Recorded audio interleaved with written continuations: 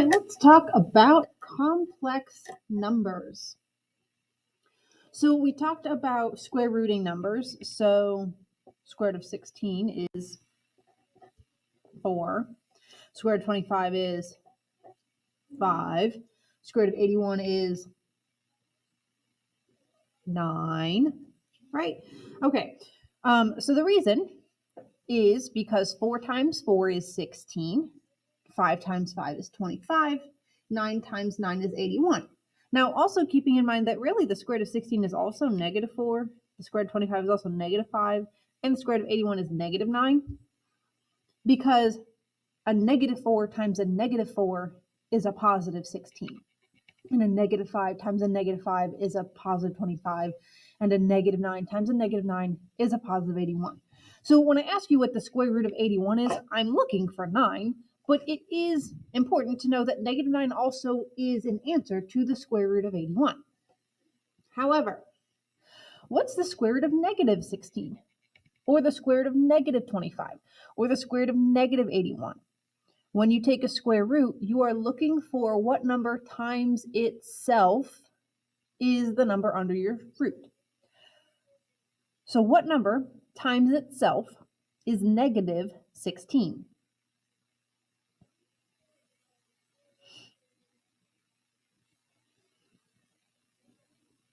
Have I stumped you? Doesn't exist, because 4 times 4 is positive 16, and negative 4 times negative 4 is positive 16, and a positive 4 times a negative 4 is not a number times itself. So what is the square root of negative 16, the square root of negative 25, and the square root of negative 81? Doesn't exist.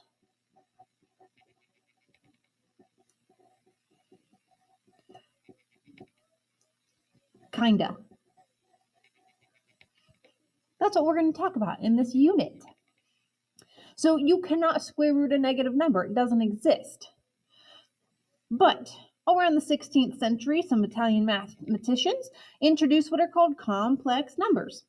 They also could be called imaginary numbers. Because when you square root a negative number, it can't happen. And when it was first introduced in the 16th century, the people were literally imagining what it would be like if you could. That is not a joke. That is not made up. They said, imagine a world where you could square root a negative number. Let's call those imaginary numbers. And they went with it. So let's talk about imaginary numbers. The number square root of negative 1 was introduced to help some problems that have negative square roots. So it is actually useful. Yes, it's funny that they called them imaginary numbers to imagine it, but it really is useful to deal with these numbers. So the square root of negative 1 was introduced using the letter I to represent the square root of negative 1. So if I ever have the square root of negative 1, we're going to use the letter I to represent that number. So we're going to start with talking about the powers of I, and you will notice, or hopefully notice, a pattern with the powers of I.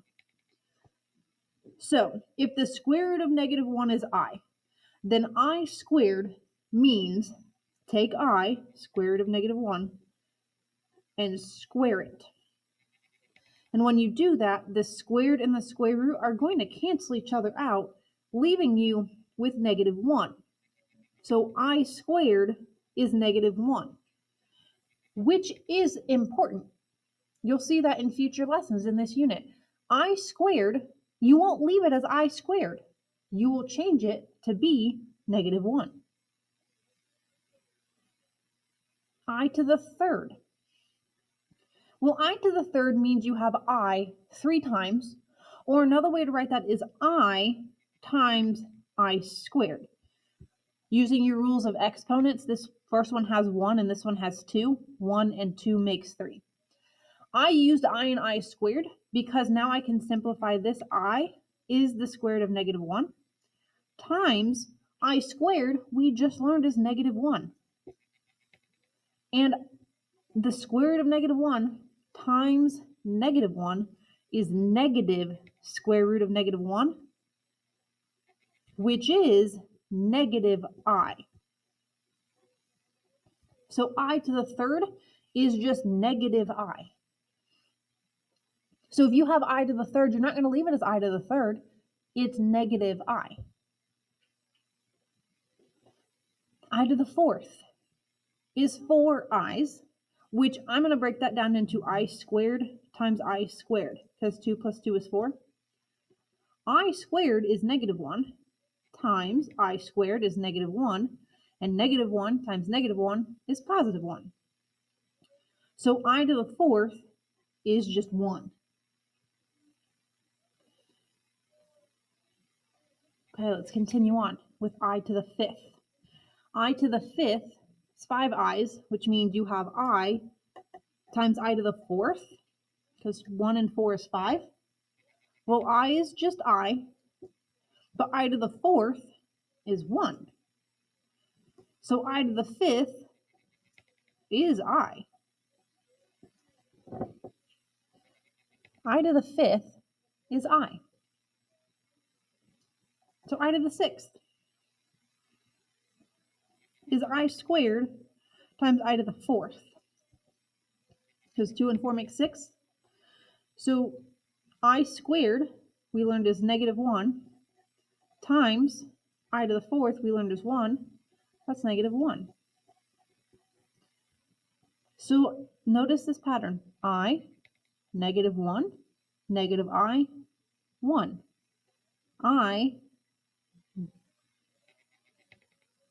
negative 1, I, negative 1. It's going to make a cycle. So there are only 4 options. I, negative 1, negative I, 1. And they're going to go in that order. The first power, the second power, the third power, the fourth power. The fifth power, the sixth power, the seventh power, the eighth power. The ninth, the 10th, the 11th, so on and so forth. So how do we get to these other ones? Well, I to the 14th isn't too bad. You can count 1, 2, 3, 4, 5, 6, 7, 8, 9, 10, 11, 12, 13, 14, which would just give you negative 1.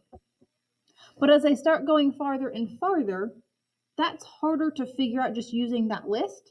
So instead, if you know that it's in this 4, this is 4, 8, 12, 16, 20, 24, 25. So I to the 25th is I. Because it takes 4 to get to the end, so count by 4s, and then from wherever you left off, then count individually to the number you need to get to. So 100,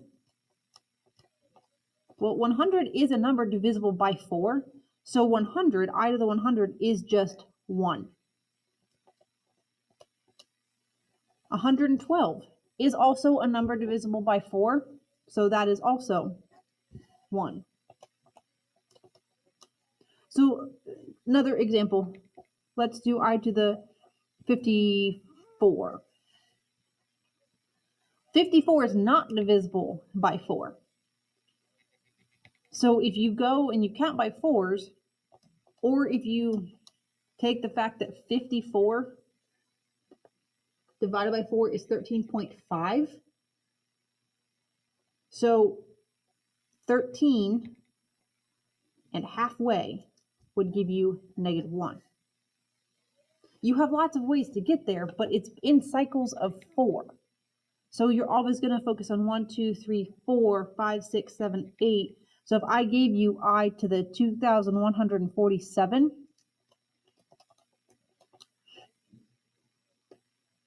I'm going to take that number and divide it by 4. If it comes out to be a whole number, the answer is going to be 1. But if it's not, 0.75 means 1, 2, 3/4. So that is negative I. Okay, so let's talk about the next part. How to simplify square roots is the same as we learned previously of how to simplify square roots, except if there is a negative underneath, you're going to have an I attached to it. because the square root of negative 16 is the square root of negative 1 times the square root of 16. And the square root of negative 1 is I. The square root of 16 is 4. So the square root of negative 16 is 4i. And you will put the I after the number. We don't write I4. Same with we don't write 4x, or we write 4x and not x4. 4i. So the square root of negative 36 is the square root of negative 1 times the square root of 36. The square root of negative 1 is I. The square root of 36 is 6. The square root of negative 13 is the square root of negative 1 times the square root of positive 13. 13 is a prime number. It cannot be broken down and it cannot be square rooted. So you're going to leave it as square root of 13i, and you're going to make sure that your I is not underneath your square root. So, not that. See how that square root is all the way over and my I is underneath? That's not the same as this. Now, some people, and I'm okay with this one, do put the I first in front of a square root, and that is acceptable. Not when you have just a whole number or integer coefficient. So if it's a root coefficient, you can put it after your I, and that is fine. So either one of these two are acceptable. Not that where the square root is over top of your I. Square root of negative 5 is the square root of negative 1 times the square root of 5. Similarly, 5 is prime. It cannot break down, so that is I square root of 5, or square root of 5i, making sure that I is not outside of, or is outside of your root. And is the square root of negative 64 equal to negative square root of 64?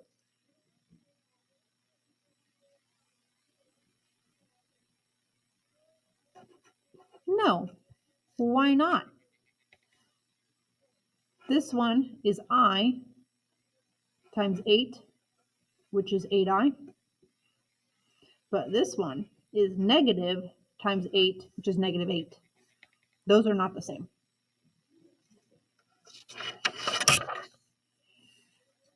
Okay, let's talk about how to write complex numbers. Complex numbers are written in the form a plus bi, where a and b are numbers. A is the real part and b is the imaginary part. So when I give you an expression, 2 plus 5i, 2, the constant, is the real part, and 5, the coefficient of I, is the imaginary part. Not 5i, just the number 5. All numbers can be written in this form, even numbers that you're used to. 7. Well, that would be 7 plus 0i. So there are 3 types of complex numbers. Real numbers, which are the numbers we're used to. They are numbers such as 1, 3, 4.5, negative 6, so on and so forth. Rational, irrational, integers, whole numbers, naturals, all of those are real numbers. They would be written in the complex form as 1 plus 0i, 3 plus 0i, 4.5 plus 0i, negative 6.578759261, whatever that is, plus 0i. Pure imaginary are numbers that only have the imaginary part of complex. So 2i, negative 4i, 5.6i, 1/3 I. And they would be written in complex form as 0 plus 2i, 0 minus 4i, 0 plus 5.6i, 0 plus 1/3 I. And then there are numbers that have both the real and the imaginary part, where neither a nor b are 0. 3 plus 2i, negative 4 plus 5i, 6 minus 5i, 3.8 plus 2.9i. In this first example, this is your real 3, and your imaginary is the 2. Not 2i, just the 2 is the imaginary part of that. Determine if the following numbers are real, pure imaginary, or imaginary. Then determine the real and imaginary parts of the numbers. So this first one has both parts, so that is imaginary.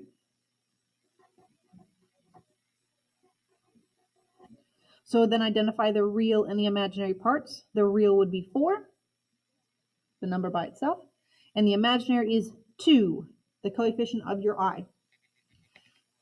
Number 2 is real. 7. There's no imaginary part.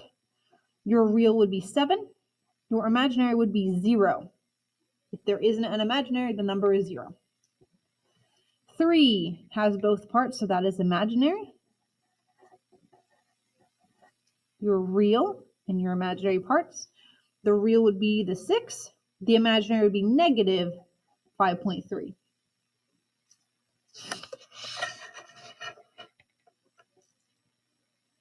Negative 2 over 9i is pure imaginary. The real part in the imaginary, the real, there isn't any since it's pure imaginary, and the imaginary is negative 2 over 9.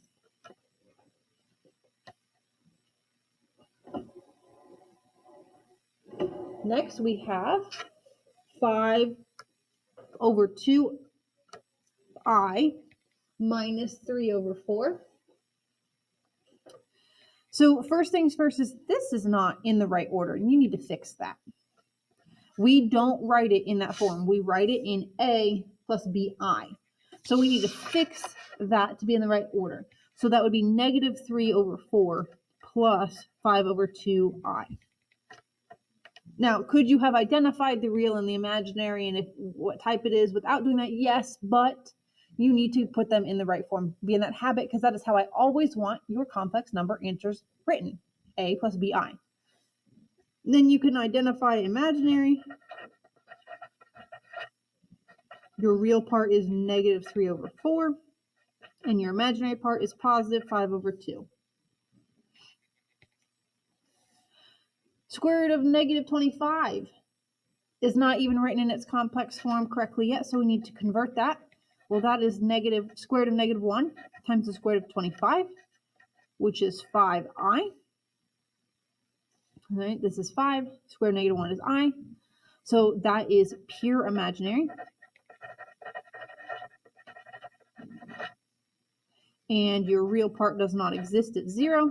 Your imaginary part would be 5.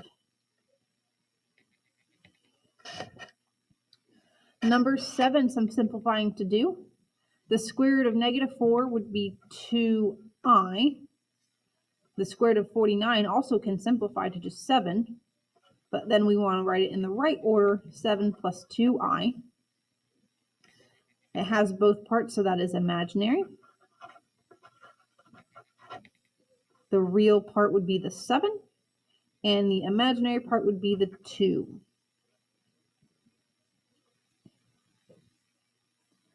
And number 8.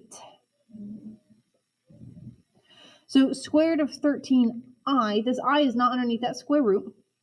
That is simplified. You can't break down square root of 13, so that is just what that part is. But this part here, square root of negative 13, that can simplify. So this is, I'm going to rewrite this as I square root of 13. And this negative under my square root tells me I square root of 13. Now, these are both I square root of 13. So that would be 2i square root of 13, because they're both square root of 13. They both have an I, and there's 2 of them. So 2i square root of 13. Similar to how you would combine like terms. X plus x is 2x. So now looking at this, this is pure imaginary. Your real part does not exist. Your imaginary part is 2 square root of 13. Everything that's not the I, 2 square root of 13 is the imaginary part.